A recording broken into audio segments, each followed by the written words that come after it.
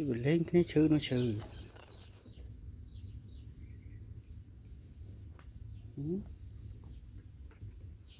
Anh này chỉ tụi anh thằng nào có ý nha.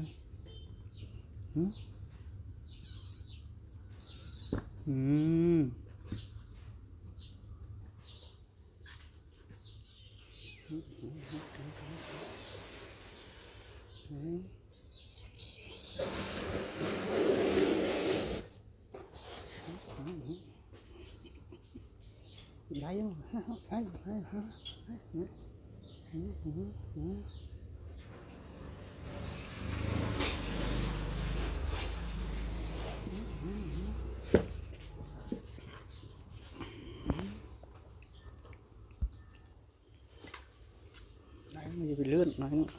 lươn này rồi ôi nó thăm nó cái lời nó liền thăm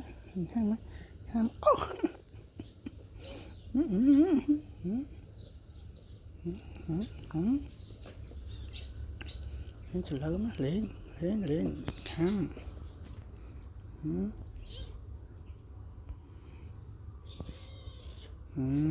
lên chứ đi ê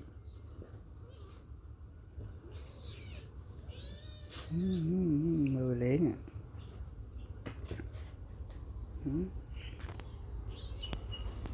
lên nhá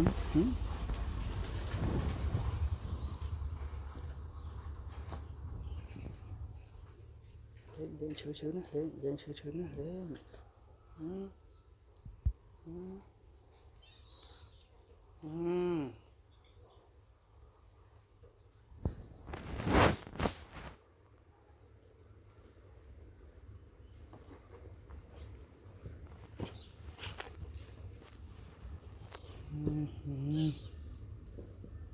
chết đây chẳng hạn nó đây chẳng hạn